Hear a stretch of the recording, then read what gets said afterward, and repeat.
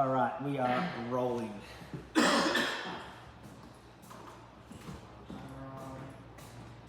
All right. So, welcome to my little class about anaphylaxis, and we'll be going through the EpiPen today. A little bit of housekeeping. I know we've been through this before, but I'll run it through again. So, toilets are just behind us. If you exit the door on the left, there's men's and females. Please use the males. In an emergency, you must appoint. So, if there's any kind of emergency, you hear a siren. Exit this left door, and then there's a muster point, big green sign next to the basketball court. You can't miss it. Water station is behind you, and this class will run for approximately 30 minutes. And then I know we're both on the clock, so if you do have a radio call or phone call, please take it, and then we'll just resume from where you left off. And this presentation is a little bit wordy, so I'm hard to grasp some of the concepts without the background knowledge of pathophysiology and biology. But I broke it down as much as I can in a very simple, easy to understand way. And I've got a couple of analogies for you as well. Cool, so what is anaphylaxis? So it is defined as an acute multi-system severe type 1 hypersensitivity reaction. So that by itself is a massive mouthful. But acute, if you break it down, so acute means some onset, so it happens within a couple of minutes from some kind of cause causes it to happen really quickly. And then multi-system, so it affects multiple organs in the body, and then hypersensitivity, we'll go through that afterwards, but your body basically sets up a defense, causing the body to be hypersensitive to a certain specific molecule, I guess, which then your body fights and has a reaction, which is anaphylaxis. So it is categorized by cardiovascular collapse, bronchospasms, and skin changes. So cardiovascular, that's basically your heart, blood vessels, and skin. Then you've got your bronchospasms, that's anywhere in your airway, from like sort of like your neck to where your lungs are. And then skin, obviously it's all over your body. The word comes from, so ana, from anaphylaxis, comes from Greek meaning against, and then you got phylaxis, which means protection. So if you put those words together, against protection, your body's trying to protect itself. But the way anaphylaxis works, it's kind of the opposite, because your body's essentially attacking and killing itself. And then it's caused by triggers, which can be, there's many of them, I'll get you to write them down in a second. But yeah, every trigger is independent to every individual. So me, for example, I could be anaphylactic to a certain type of toxin. You could be allergic to some kind of food. So everyone's different. Your triggers might not affect me, but vice versa. So, that being said, there's like a bit of space on your worksheet there. Come up with a couple ideas of what could cause, what do you think could cause anaphylaxis to occur? Food. Food, yeah. Any kind of specific food, or just food in general? Food that you're allergic to. Yes, correct. What are some examples of food that you could be allergic to? So peanuts. Peanuts, yeah. You might be allergic to honey. You might be allergic to. Yeah, cool. Yeah. Honestly, anything you can think of, you could probably be allergic to it. The main ones that we'll go through after. Any other things? So they've got food. Bee stings. Bee stings, yeah. Just bee stings, or you think any kind of sting that could cause the body to go into anaphylaxis. Yeah, sure. Yeah, even venom, snake venom could do it. Third one could be, I thought it a second ago. Food, bee stings. Oh, I didn't one like I just said a second ago. Well, that comes into food, and food comes into food. What about some kind of medication? Yes. Like you could be allergic to, urine, you could be allergic to penicillin. Yeah, cool. Yeah, right now, perfect. Medication. Alright, we'll move on. So, good. You got the main ones, right? So bee sting. A lot of kids are allergic to bees. Nuts is another big one. And then, like I said, medication. So I heard you mention penicillin, so that comes under medication. Also anesthetics as well. Have you heard of like those like sleep phobias or like sleep paralysis, where someone goes under the knife with anesthetic and then they're actually awake? Mm-hmm. That's when they're allergic to the anesthetic and it doesn't have the same effect. And then obviously penicillin, so some people could be allergic to penicillins, even opioids or paracetamol. Toxins, so you've got animal venom, so you've got your bee stings, any kind of toxin gets injected from an animal can be a toxin. food, like you said, so you got your peanuts, any kind of nuts essentially.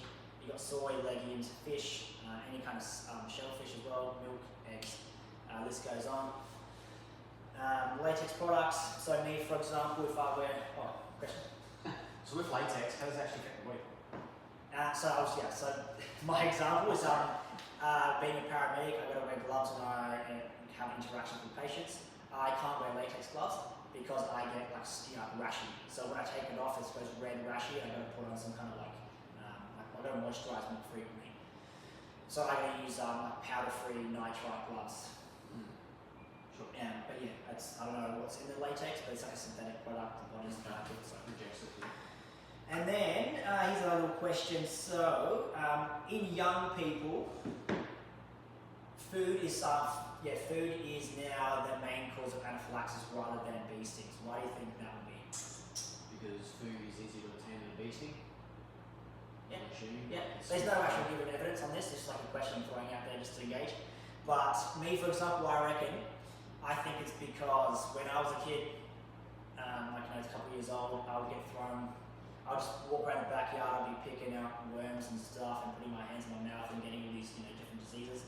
Not diseases, but my body would be starting to fight and get an immune system to fight against that.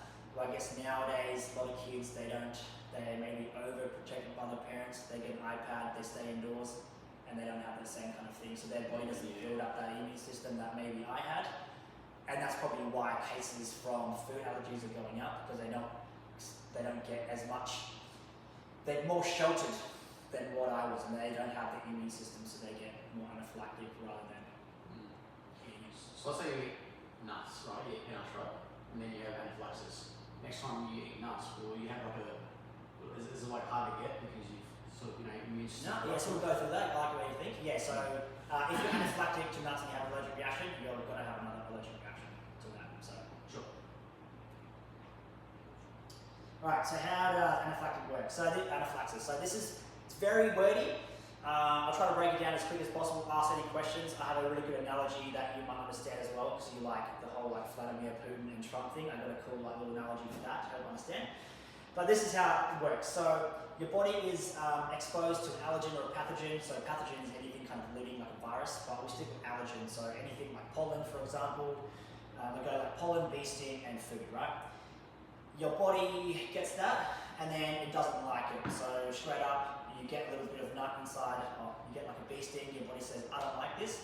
So what it does is starts to set up a defense by recruiting immune cells, which are specific to that bee sting. So everything in the body works on receptors. So if you think of it like a puzzle joining mechanism. So if you have let's say, a bee sting venom, this would be like a bit of a clamp, and then you have your immune cell. So your immune cell will come in and sort of clamp onto it and attack it. So that's what your body does. So once your body makes immune cells specific for that bee sting venom, then as soon as you get the bee sting venom, you'll have a massive rush of this immune kind of cascade. So once you set up that immune cell to be specific for the bee sting venom, that's when you become hypersensitive. Alongside that, your body does release histamines, and that causes a localized reaction. So when you get stung by a bee, even though I'm not allergic, I'll still have that little bit of a welt, a little bit of swelling, redness. That is caused from your histamine release. So that always happens regardless. So that's your first event with a bee sting. That's fine, right? Your body's set up a defense, and then it gets worse. So then you step number 5. The body survives, and then it's usually issue 3. Then number 6. You have exposure, you get bitten by a bee again. Now when that venom comes in, your body has already made a defense and says, I don't like that, I'm going to attack it, and it's like a massive war inside your body, and it goes basically everywhere. So you have immune cells releasing that histamine everywhere, and then what that does is how it happens. Rapid release of histamine spreads around the whole body, and that works on your blood vessels. What that happens causes them to dilate, which your blood pressure drops. I like to think of it as like the garden hose analogy, where if you have a garden hose, you turn it on, it will come out at a certain pressure. If you squeeze that, you've got to make the hole smaller and it comes out faster. If you find a way to make that hose bigger, it's going to dribble out because there'll be less pressure. So that's what, that's how your blood vessels work. So the histamine does that on your blood vessels, and it also does that on the airways, but in the opposite way to blood vessels, it constricts them. So you get dilation in your blood vessels, so your blood pressure drops, and then you have constriction in the airway, so then it goes tight, you can't get air in, and that's what anaphylaxis is. And then you have imminent death, essentially. So like the quite quick analogy, the way that is, so let's say your body is the USA, you have Putin is like your bee sting, your venom, it's coming inside, right? First attack, like no, it comes in first, USA is like kind of warm and welcoming, but it says, I don't like where this is going, so Trump starts to I guess make a defense. Putin leaves the country and he's fine, right? Next time he comes in, he gets meted, and at the airport there's a massive army there, and then Putin still comes in, he's like, no, I'm a visitor, I want to come in, and then a war breaks loose. That's what anaphylaxis is, essentially. Yeah, right. I remember that as well. Signs and symptoms. Signs and symptoms of anaphylaxis. The main ones that you'll probably see is like eyelids, lips, and skin get swollen, puffy, and red. That's in most of the cases, right? Normally, like harm-free, yeah, it looks a little bit ugly, but it's not going to cause you any kind of significant issues, and it can be mitigated with like some simple medication. The tongue, this can swell up and cause difficulty in speech, and like you can have that slurred, like kind of lispy chatter. So if someone's eating, something and they feel weird and like tingling their lips and they start slurring their speech, you probably want to get ready to like a cold 000 or get an EpiPen ready. The heart, this happens in 10 to 45% of cases. So your heart rate increases, blood vessels dilate, causing pressure to drop, which can cause to like the person to be dizzy and even go unconscious. So low blood pressure, that's called hypertension. So you get that from when your blood vessels dilate, there's basically less pressure for your blood to go where it needs to go, which is mainly the brain. So if your body can't pump blood to the brain, your brain can't get oxygen, and then you go faint and dizzy. And then when your brain shuts down, you can't breathe, you're basically on the way to death. And then the lungs, so that's another one. So more severe case of anaphylaxis, happens in like 70% of all the cases. Your airways constrict, causing airflow to decrease, and then you can't get oxygen. Pretty simple. And then the stage that's categorized by wheezing and a thing called stridor. I'll play a video shortly about that. But then your wheezing, you can differentiate between them. Wheezing is like a kind of a high-pitched whistle, and then stridor is like a croaky kind of, like I guess a frog croak. And then when you hear that, it's pretty bad. Like it's closing down. You gotta get help. More words. So anaphylaxis, like I said, there's like different stages. So they kind of they increase from like how mild they are to how severe they are. So the mild, stage 1 is mild. So that's like your like itchy skin, your red lips, like a little bit of facial swelling, something that's not going to cause like permanent damage, but it just does like visual kind of changes. And then you can think of like hay fever. So I get hay fever sometimes with pollen. That's pretty much mild anaphylaxis, which can get, you just take a quick little antihistamine and you can fix yourself. Stage 2, that's moderate. So it's more widespread around the body. So if you think of stage 1, if you have like some facial swelling and stuff, it will be kind of in the face, or like maybe if you get bitten by a bee, you have localized swelling on the hand. Moderate is more widespread. So if you get bitten by a bee, you might have your whole arm swell up or something like that. And then, lips and tongue, like I said, so you have difficulty swallowing, and then that's when, if you have difficulty swallowing, that's when it starts getting a little bit more severe and you'll be more worried. Stage 3, severe. This is where you have your breathing difficulties. You start wheezing, you have shortness of breath, you have a tight throat, and then you'll be feeling dizzy and faint. So that person might be, clutching for their throat, they can't breathe, and that's when it can get scary. And then you have stage 4, life-threatening. So this is where your body's basically starving of oxygen, or your blood pressure is too low to supply the brain with any kind of blood flow and oxygen, and then you basically go unconscious and faint to the ground. And then there's if you're not talking, you don't know what the issue is. It's pretty scary and confronting. So treatment. I was going to play some videos first. There we go. Alright, so I've got some videos to break this up because I know it's very wordy. you got? Where is my mouse?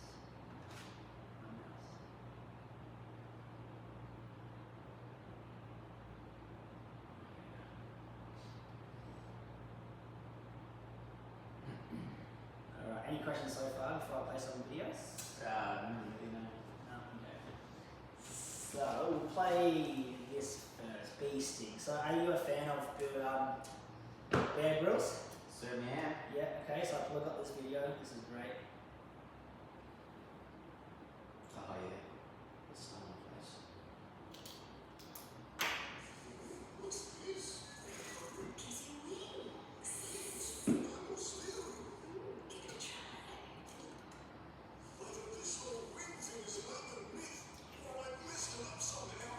I already preloaded these videos, but then I'm making a nice one from there.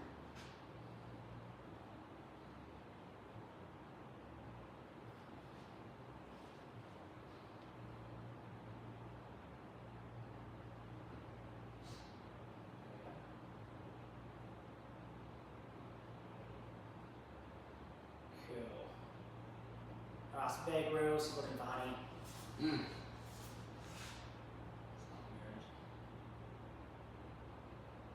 Yellow bees. To see one thing out of this, little cave. And bees for me, bees my thing. Honey. And then you can actually see, you have a look in there. See the white honeycombs. Yeah, so if you're allergic to bees, I want to go in there. But obviously, it's like a survival thing, he needs to go.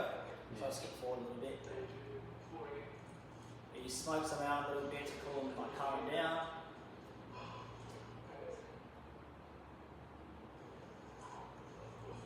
So you get some honey, and then you got stung on the forehead.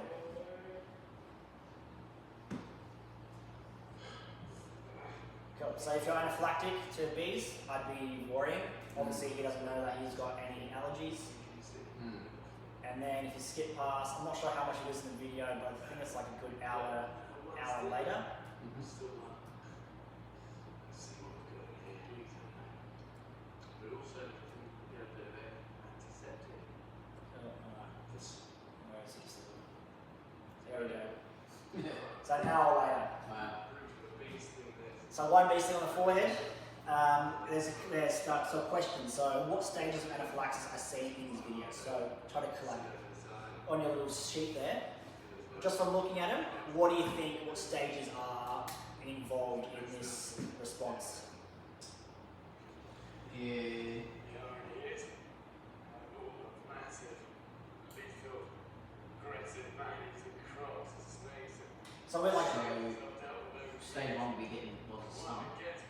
no, as in like the stage of like symptoms. So Oh, right. yeah. So like before I said, like stage 1, you just have like kind of skin changes. Skin changes, And yeah. then mouth stage 4 is and like, you know, your difficulty. you make it die sort of thing, yeah. So I'm assuming it'll be around stage 2. Yeah. So yeah, it's even more than one. So yeah, I just go stage 1 and stage 2 because you've probably got like good thinking. It's So very, very visible and obviously. so like when I do these, like when I made these questions, I thought a good way to do it is like work backwards. So like stage 4, you know, is like breathing difficulties and like pretty much like borderline death. So you work backwards. So for this guy, right, for Bear Grylls, he's talking normally. There's no speech difficulty or anything like that. Yeah. Crossed out 4. He's not in stage 4 at all. Yeah. And then he's talking normally. He's not like hyperactive. He's not like talking fast. So like you can pretty much say his heart and all that stuff is normal as well. So he has no heart changes. So I'll cross that out. And then because he got bitten by, he got some swelling, and it's kind of like all around his face. So I'd call that stage 1, stage 2. So you can select both of those. Good. All right. So next one is I will show you a video of Strider. So this is it's not really a video. It's just more like a sound.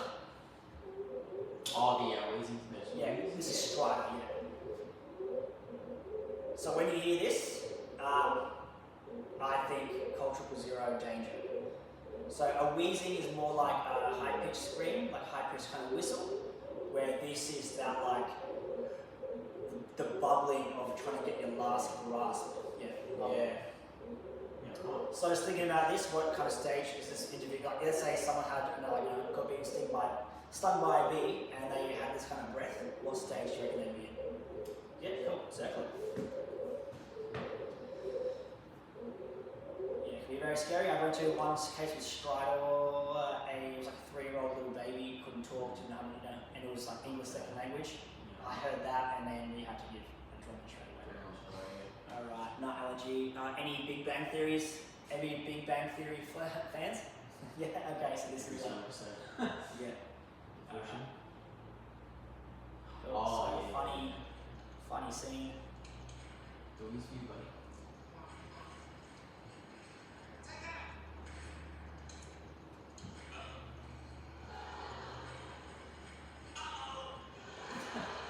What's the matter? It's granola bars, there's peanuts in it. Why did you eat it? I don't know, it was just there. If I hadn't gone there, you'll shot yourself. Yellow bean, I've got to go to the emergency room. Now? No, after my tongue is swollen to the size of a biscuit. Just let me get my keys. Oh God. Excuse me. Fill this out and have a seat. You know, this isn't secret for my friend a surprise party. I'm supposed to keep him out as a partner for 2 hours. Fill this out and have a seat. But you see, the only way to get into the meeting was to tell my Aunt Peanut because I'm allergic to peanuts. Well, in that case, fill this out and have a seat.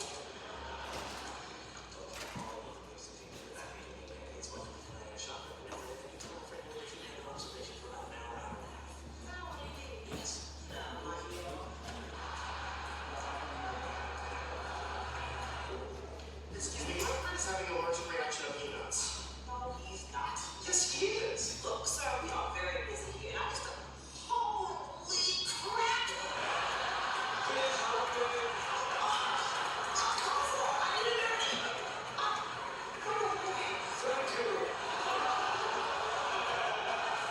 So I'm assuming because he's been doing the speed that's slightly modified, and he's got a facial, he's got arms, so I would say stage 3, because it hasn't quite gotten to the stage 4 yet. Yeah. I'd be like stage 3 on the verge of stage 4 because like it's closing up. He's like, thank you. It's like it's getting Slight modification. yeah. Obviously, like they're not gonna have an actor do the whole stride of it, but this is for comic reasons. So So 3, 4? I say 3, 4, yeah. This last one, a little bit confronting. It's just a lady giving herself the EpiPen. But just take note of how quick the EpiPen actually works. So she has a Today's video, are you ready to watch, is a severe allergic reaction that can cause the airway to swell and become constricted, making it very difficult to breathe. So that's more of a wheeze rather than a stride. Here, the airway closing up. Usually peanuts, bee stings, and shellfish. People have severe allergies to, so she's getting her EpiPen. Now listen. You can hear her airway opening. Her breathing becomes much better. And she literally saved her life by using It's like EpiPen. instant. Let's watch one more time. That's what I'm talking about. So what do you reckon? Was she stage 1, 2, 3, or 4? Well, because the airways were literally constricted pretty much almost completely, it'd be stage 4. Yeah. That's good. I'll be thinking stage 4 as well. Where is mum nowadays? Alright. Last couple of slides, so.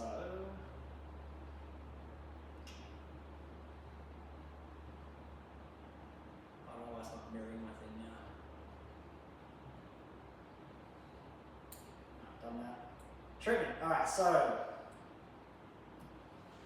best treatment is avoid your triggers. So if you're allergic to bees, don't go looking for honey. If you're allergic to nuts, don't go eating like nut curries or anything like that or nut bars, right? Avoid everything that's going to cause it. Yeah. Prevention is better than cure, they're saying. Then there's different treatments for different stages of anaphylaxis, as you'll see. So like stage 1, it's like just the skin changes and stuff. So antihistamines for like, for any kind of hay fever, steroid creams or bronchodilators. So think of like asthma puffers. That can fix up stage 1. Stage 2, pretty much the same thing. It affects you could have adrenaline, so if you have widespread like skin issues, adrenaline can help fix that. And then stage 3, adrenaline bronchodilators. Stage 4, adrenaline. You guessed it. So adrenaline. How does it work? Very complicated mechanism.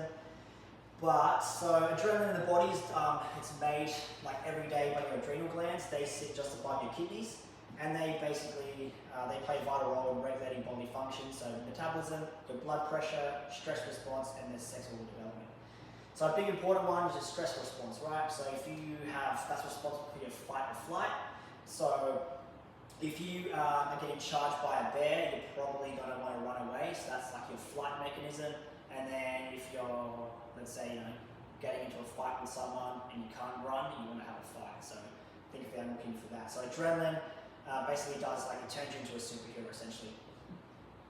And it does that by, so like I said, the whole receptor thing, adrenaline binds to certain parts of your body. And it does so in the heart, blood vessels, and the airways. So it's if you have like a predator in front of you, it will give you that extra ability to pump, like, increase your blood pressure, get better blood flow, and then you have better oxygen. So then you can you can have basically all your nutrients to feed your muscles or legs or whatever to run faster. So adrenaline works in the heart to increase your heart rate. It also works on your blood vessels to increase your blood pressure. So it does that by constricting.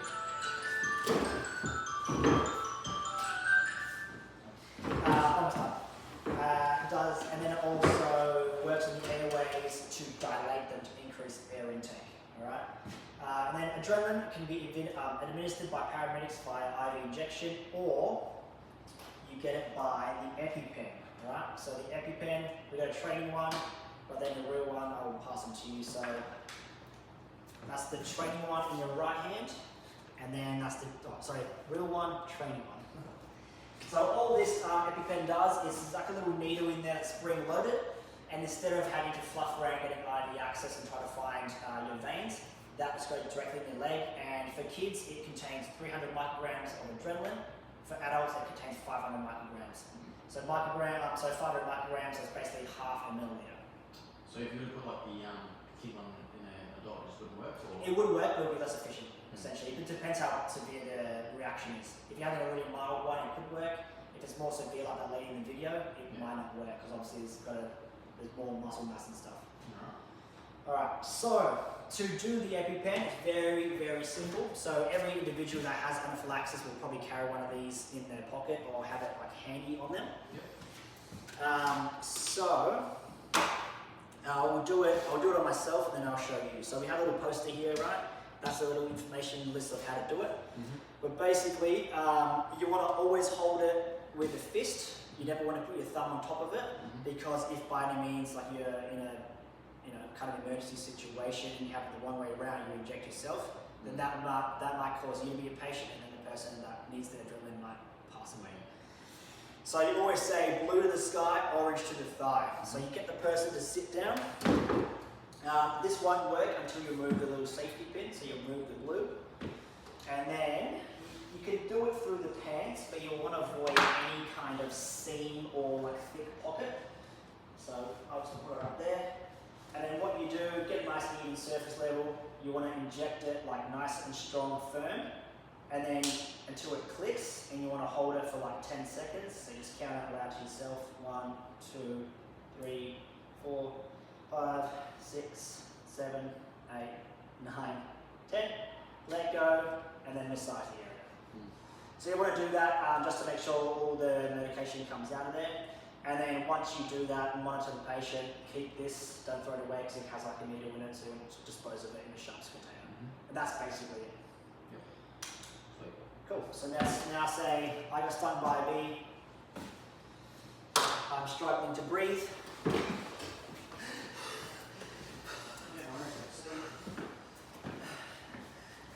So up to a little bit, dispose the area, do the cap off, do the sky, run to the thigh. Very simple. 10 seconds. Then come down and take off. Cool. And then massage the area. You can always go down and do it, depends, like if it's like a fan or whatever. Sure. Cool. Cool. Alright, so now that's basically all the like theory of it. I have created a little quiz, so you can go through that and just go through the answers afterwards as well. Yep. So yeah, it's like going through it. Oh, right. Oh, Chris. Thanks, sorry. Awesome.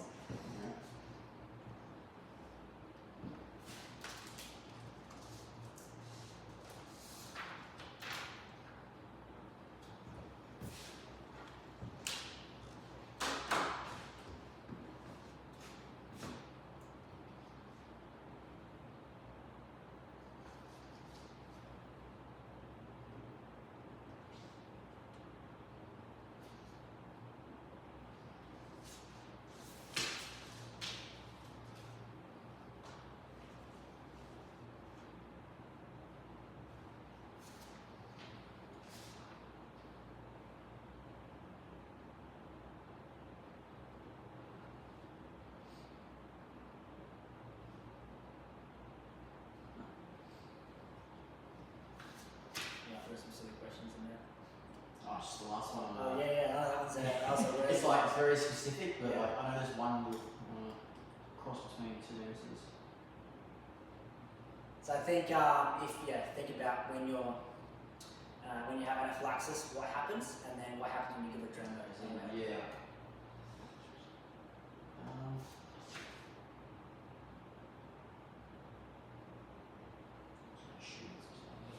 Cool. Alright, so let's go to question 1. What do you say for False. takes more than one encounter? Good, correct. Question 2. All the above. All the above, yep. So anaphylaxis, the symptoms include skiing, low blood pressure, wheezing, correct. So question 3, the following can trigger anaphylaxis. Circle everything that's correct. Penicillin, nuts, and beesings. Cool. Not flashing lights? I mean, Good. Alright, question 4. So food-related anaphylaxis is more prevalent in younger people in more recent times. true. Cool. 5. What is the most dangerous sound you don't want to hear? Struggle. That's a trick question, because Oh. nothing. If you hear nothing, the person's probably dead in the All right. So there you go. Alright. Yeah, Question 6. The most valuable treatment for anaphylaxis is adrenaline. True or false? true. Cool. And then what do you do for question 7? So question 7. You gotta start. So question 7 will be, I was crossed between Bravo and Charlie, but I don't even know if that's correct, so I chose Bravo. Okay, yep. So, like I said, I gave that little hint. So, so when you have anaphylaxis, that constricts airways and dilates the blood vessels, so adrenaline does the opposite. So it's going to dilate the airway. I knew it Yes, was thinking, going yes. to, Alright, cool. Just So, fill yes. in the correct answer, that's fine. See. Cool. That's basically adrenaline and EpiPen. Any questions?